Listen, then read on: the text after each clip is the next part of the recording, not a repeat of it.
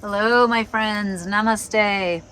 My name is Jill Loftus. I'm here at Nuit Astrology, and I'd like to welcome you to your planetary energy forecast for the week of September the 18th, 2023. Now, I hope that you had wonderful symbols and a little bit of momentum coming off of that new moon in Virgo last week. We do have some beautiful energy flowing this week. There's, of course, some challenges, but you must make some traction now while you can, even though everything is still either retrograde or in shadow, except for Mars. We still need to get some momentum going here. There are some positive aspects we can use in order to prepare for October, which is challenging. I've already posted an overview of October on the channel, so I do hope you'll check that out because it is a month that will need some management. But let's take advantage of the flows of energy that are useful this week. Now, we're starting off the week with Venus in the sign of Leo, right? She's moving forward. She is still picking back up to that clash energy with Jupiter, right? But in about midweek, she's going to pass off from clashing with Jupiter, and she's going to pick up a trine energy to Chiron in Aries. And so this kind of shift in values that you've been going through, this renovation of the way, what you love, what you think is beautiful, what is important to you, that shift has the opportunity for healing as we get there later in the week. So really see that and embrace that new set of value systems. Remember, you're not going to want to leap forward until she comes out of shadow, which is October 6th. But still, you've been gathering all this information, and even though it's a square configuration between the Jupiter and Venus, any contact between the benefics tends to bring positive energy. So just don't go over the top, all right? Nothing too extreme, all right? We also begin the week on the 18th with the sun in Virgo, beginning to pick up a beautiful Earth trine to Pluto in Capricorn. Now remember, Pluto is backing up, getting back to about the 27-degree range. That's a little tricky for the United States in particular, but it's also just a real push to completion for these last few degrees. Once Pluto goes direct next month and moves away from that degree, it will not be back there again in this lifetime. So that beautiful trine from the sun to Pluto really helps to show you where the changes need to be made. Use that beautiful Virgo vision to kind of analyze, assess. Don't just criticize, right? This is a great time to engage that Eckhart Tolle inquiry about, in any situation you only have three options, right? So in any situation, you either change it, remove yourself, or accept it, right? Spinning, whining, worrying, not useful. Pick one of those three and go with it, okay? Now, on the 19th, the sun is going to step into an opposition with Neptune. So, right, picking up, flow energy from Pluto, but across the sky from Neptune. This can introduce confusion, right? There can be this kind of sense of uncertainty, or you're not exactly sure where the bottom is and things. Make sure you're exploring, again, find that balance between inspiration and ideas. Find that balance between optimism and realism, right? Remember, the power of an opposition is you can find that beautiful equal tension, meet in the middle, find that center point, right? That Buddha energy of not going to extremes, the middle path. All right, let's take a look on the 19th. Oh, also, Venus begins to trine to Chiron. That's the day that you'll start to feel that lifting. Because Venus has had several, because of her retrograde and with Jupiter's retrograde, they've had several clashes before, right? And so now Venus picks up this lovely energy to the Chiron again, and that shows the path to move forward. All right, we do want to watch on the 20th. There is a moon void, 6:21 a.m. until 10:06 a.m. Eastern. So watch that. Never want to overschedule those moon void times because things don't stick. So you wouldn't want to sign a contract, make a big decision.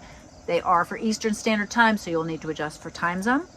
And then on the 21st is the precise trine of the sun to Pluto energy. So take advantage of that.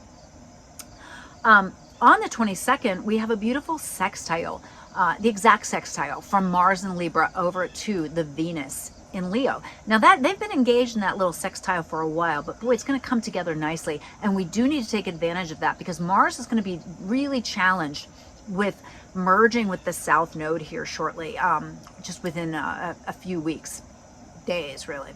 All right, so you want to really make sure that you are high vibing that Libra. I talk a lot about that in my October video, but that is by having healthy boundaries, being honest with your partners, whatever kind of relationship your partnership is, being honest, right? Being honest with yourself, right? Setting good boundaries. So that's really important on the 21st, okay? Or the 22nd. We have another moon void, 3:32 p.m. to 4:20 p.m. And then on the 23rd, we have our point of balance for the fall season. We have the equinox, and that is when the sun goes to 0 degrees in the sign of Libra. So happy solar return to my Librans. Now, this point of balance this day has some really nice energy, all right? It's got the precise flow with Venus and Chiron. I really like that. The moon trines to Mercury that day and Jupiter. So there's a grand trine in the sky. So I love that. There is a little Mars moon square, but I think that's just a little reality check, right? And the moon is going to be in Capricorn. Should have mentioned that. So, you know, the moon in Capricorn is actually moving through and doing some really nice stuff for those couple days. So I think ritualizing that day and doing anything that relates to balance, finding balance within yourself, finding balance within your routines, your daily life, you know, go through each of the 12, we call this Tarka in Korea. Go through each of the 12 areas of your chart, right? The first house, the second house. Go through every area of life and ask yourself, how could I be more balanced in this space, right? I think that would be an excellent little journaling exercise or even mental exercise to celebrate and honor the autumnal equinox, okay? And then on the 24th, we have another moon void, 4:05 p.m. 7:29 p.m. Eastern. So keep that in mind. And the moon will be very active, right? It's going to hit Pluto. So watch that as well. Moon Pluto can always bring up a little bit of catharsis, a little bit of depth, right? A little bit of big emotions, right? It really is a week to take advantage, though, of the positive Pluto energy before Mars steps into a challenge with it early in October. Okay, well, let's see what the Lotus Tarot has to say. Thank you again for watching. I appreciate it if you can comment below, if you can like the video, share it with friends. I would really love and appreciate that. Please hop on the website. I'm trying to do a little bit more blogging and writing, and if I get feedback from you, it always inspires me to do more. You know, it's one of those weird things about being on these platforms, right? Sometimes you just feel like you're speaking into a vacuum. And so anyone who drops me a note or comments or likes, it just means a lot to me. So namaste. I hope you have a great week, and I'll see you in the tarot. Hello, friends. Namaste. Welcome to the tarot for the week of September the 18th. Now, it's interesting, you know, last week I was kind of focused on things like looking pretty positive, and then the tarot was like, uh-oh. And so I'm kind of interested to see what happens this week with the Lotus Tarot, how that shows us two different ways to work with the energies of the week. And we've got some nice, you know, nice Sun Pluto here. I'm going to try to take advantage of Pluto playing nice this week.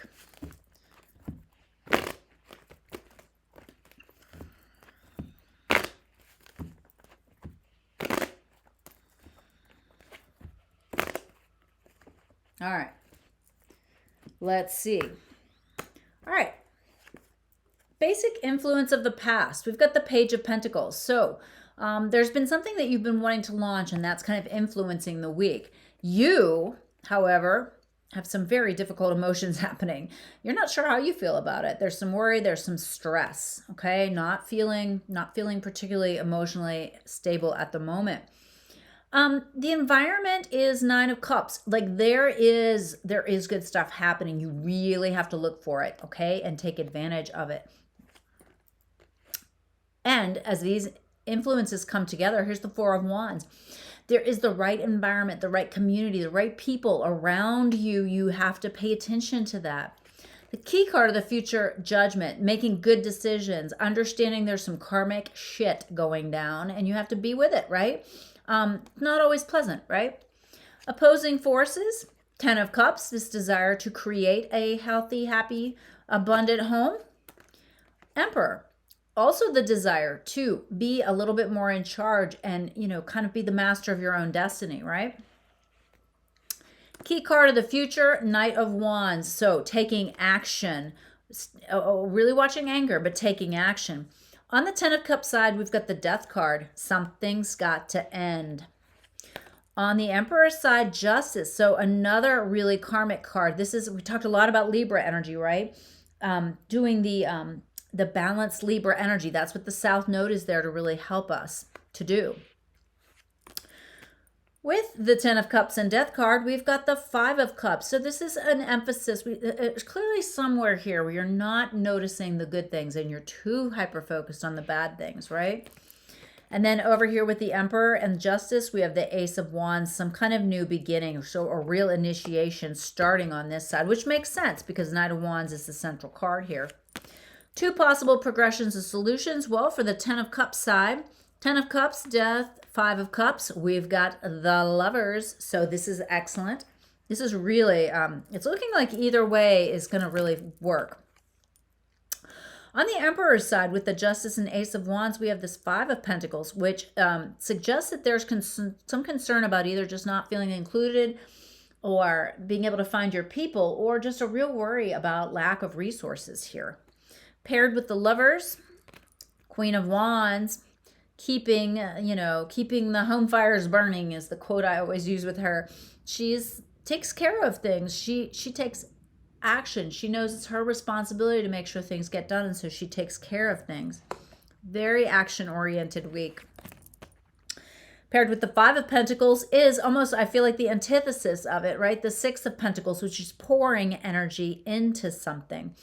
Kind of makes me think of whatever it is you feel like you lack, you have to give. Like, it's kind of like, if you don't feel like you have love, you have to give love. If you feel like you don't have money, then you have to give time. You know what I mean? There's like something that you have to give. So, two distinct ways to work with this energy that is extremely potent and karmic, right? You've got decisions to make, and you're either doing, I would say, a more collaborative kind of way here, a more family oriented, or even like oriented on your company. Ten of Cups, trying to secure and stabilize that home life, and realizing you have to take actions to do it, which will require some endings and also a refocus on what's really important to you and not what you may have wanted in the past, right? It's time to focus on what you have, what the resources you do have. The right situation will present itself, and you need to apply yourself to it and take some actions. On the other side, we've got this karmic decision making, and we're like really like finally taking charge of our life, right? We are responsible. And this requires us to take some actions that we really have to weigh out the odds for. There will be some karmic repercussions. It doesn't matter. We still have to move forward. And we have to manage the feelings that we don't have enough, right? Do not have that lack mentality. All I can keep hearing is give what you need to get. Give what you need to get. Wow, super interesting week, setting us up for the fascinating month of October. I hope you have a wonderful week. Drop any comments below. I'd love to hear how the tarot resonates with you. And I wish you a great week. Bye.